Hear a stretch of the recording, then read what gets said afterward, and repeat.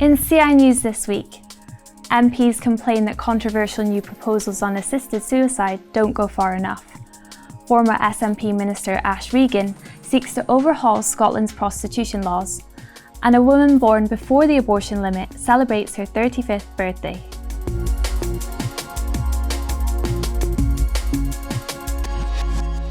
Hello and welcome to CI News on the 11th of October. I'm Joanna Tim. Kim Leadbeater's assisted suicide bill won't be published until next week, but MPs are already pushing for her proposals for state-sanctioned killing to be expanded. 13 government figures and 41 other MPs are reported to want the bill to ditch end-of-life protections for those said to be incurably suffering. The Labour MP initially claimed her proposals would only apply to those deemed terminally ill, but she is considering whether to broaden the bill before introducing it next week. Speaking to the Christian Institute, Alex Schadenberg of the Euthanasia Prevention Coalition said politicians need to recognise that Canada's example shows that once introduced, assisted suicide cannot be limited. The biggest thing about in Canada is they sold it to us as those few cases as it started out with. But in reality now, we have the cases of people who are living with disabilities, who are living in poverty, homelessness, veterans, all these situations that have now come up. And it's all based on the fact that if it's okay to kill you for this reason, then someone might have a reason then they say is acceptable for killing, but they're not actually asking for it for that reason. They're asking for it because of their homelessness, their poverty, the fact that they're going through PTSD and issues like that. All these things, we can actually make a difference in their life, but the reality is death then becomes the option. Former SNP Minister Ash Regan is seeking to better protect vulnerable women and girls by updating Scotland's prostitution laws. The Alba MSP is seeking colleagues' support for a proposed prostitution offences and support bill, which would criminalise the purchase of sex and help women leave prostitution. Regan stated, "Prostitution is inherently unsafe. There is no way to make being raped as a job safe and then put a veneer on it by calling it sex work."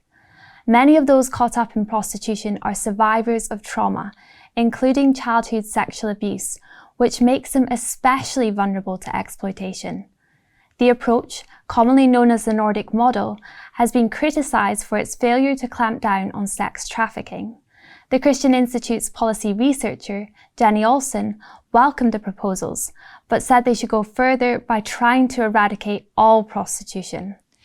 Ash Regan has raised a vital issue because it's right to criminalise the purchase of sex and to help women leave prostitution for good. There's no question the law needs to be updated to better protect vulnerable women and girls who are routinely exploited all around the UK. We know it's estimated that 75% of women in prostitution actually entered as a child. That's something no child can consent to. We shouldn't be listening to groups that describe this abusive system as a form of work.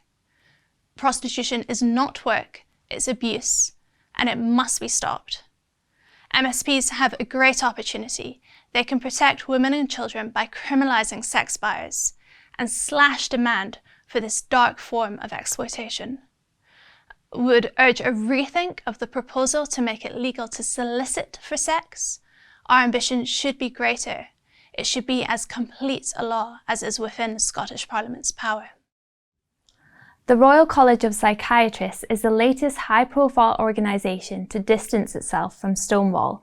The Daily Telegraph reports the college will let its Stonewall membership expire in December, following internal disagreement over transgender ideology. Its president and chief executive told members, "There is a risk in being affiliated with an organisation that may speak on matters relating to the professional practice of our members, but over which the college has no direct control."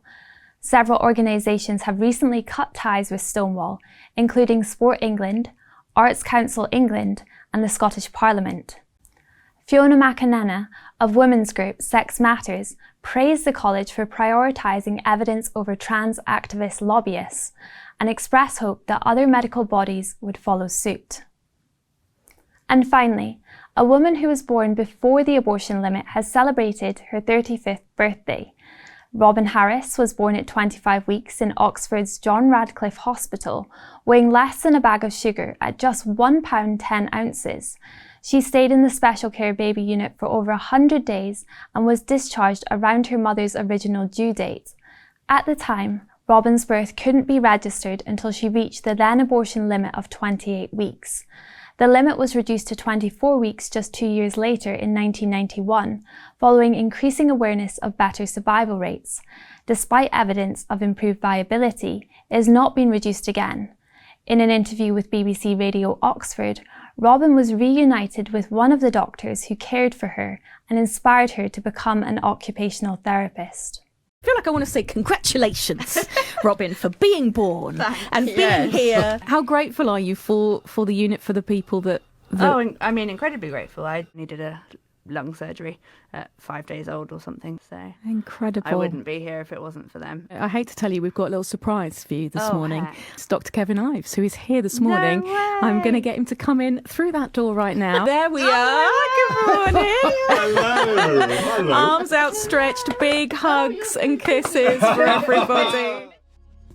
To explore these stories and much more, visit our website christian.org.uk and be sure to subscribe and follow us across our social media channels.